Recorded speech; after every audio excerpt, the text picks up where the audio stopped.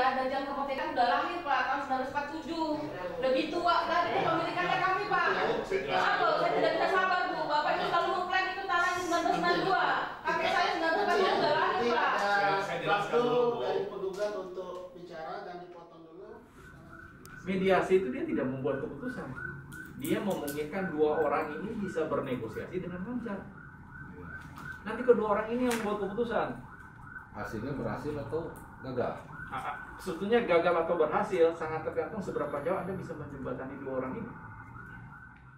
Saya dari Komisi Informasi Provinsi Sumatera Selatan memang sehari-hari selalu dihadapkan dengan sengketa informasi dari para pemohon, baik itu individu perorangan ataupun dari lembaga-lembaga atau kelompok-kelompok masyarakat yang bersengketa meminta informasi publik kepada badan publik.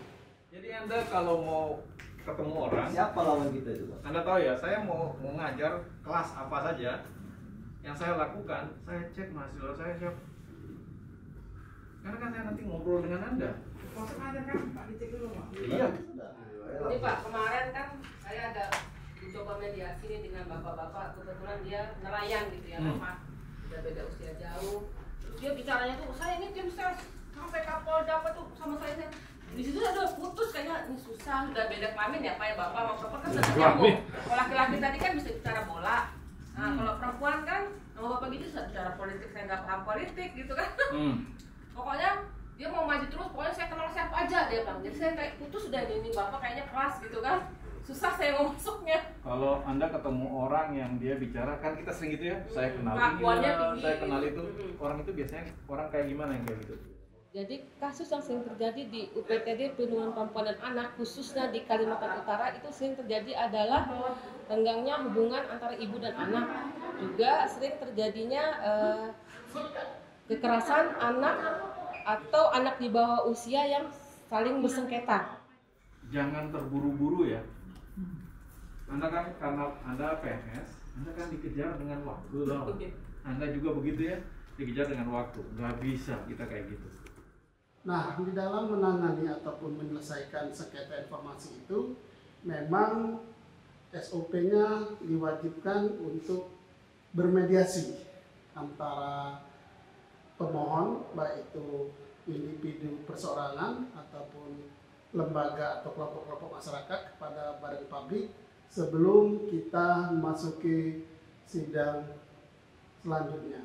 Itu diwajibkan. Nah, tentu ilmu selama mengikuti pelatihan mediator ini sangat berguna untuk kerjaan saya sehari-hari yang selaku komisioner Komisi Informasi Provinsi Sumatera Selatan, karena salah satu mediator kami untuk memediasi antara pemohon dan termohon itu ialah dari kami komisioner Komisi Informasi Publik. Seperti saat ini kami sedang menangani anak di bawah usia 17 tahun bersama teman-temannya sendiri saling ingin melaporkan ke kepolisian untuk dilakukan pendidikan.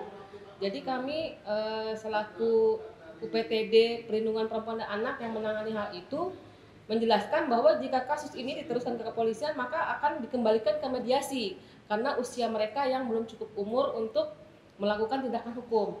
Nah, hal itulah yang membuat saya dan teman-teman terutama untuk mengikuti pelatihan mediator, di mana kami bisa mendapatkan ilmu cara untuk menangani atau melakukan mediasi untuk hal-hal tersebut. Di mana kadang di dalam teknis lapangan sering kami temukan kendala atau semacam ketidaktahuan bagaimana menangani kasus-kasus yang seperti tadi saya jelaskan.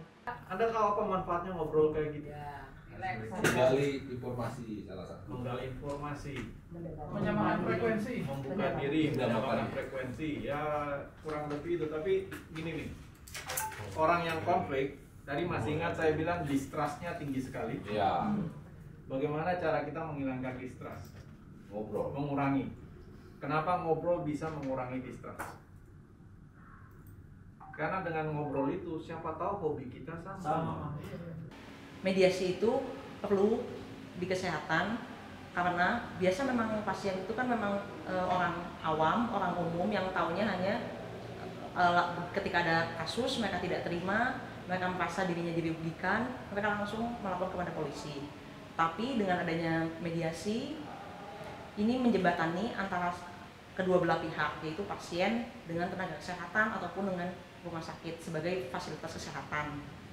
Dan selanjutnya ke depan kami sangat berterima kasih kepada Pusat Mediasi Indonesia di UGM Jogja ini, yang mana saya lihat pesertanya seluruh Indonesia bisa hadir di sini, menimba ilmu di sini. Dan metode pelatihannya baik teori maupun prakteknya cukup bagus. Saya acungkan jempol. Begitu juga hasil nilai-nilai para pesertanya juga terbuka. Tidak ada yang ditutup-tutupi, sesuai dengan kemampuan skill dari peserta itu masing-masing. Nah, jadi Anda jadi paham kenapa tadi saya bilang sebagai mediator Anda jangan judgmental kan? Sebagai arbitrase harus judgmental. Nah, hakim kan judgmental. Dia akan mengatakan ini mas, itu kalau ada arbitrase. Dan kalau sebagai mediasi ya Anda netral, itu artinya tidak boleh berpihak. Imparsial itu artinya tidak boleh punya kepentingan dengan kasus itu. Independen, Anda tidak boleh diatur-atur. Kepentingannya hanya perdamaian. Bukan, kepentingannya adalah dua orang ini bisa bicara.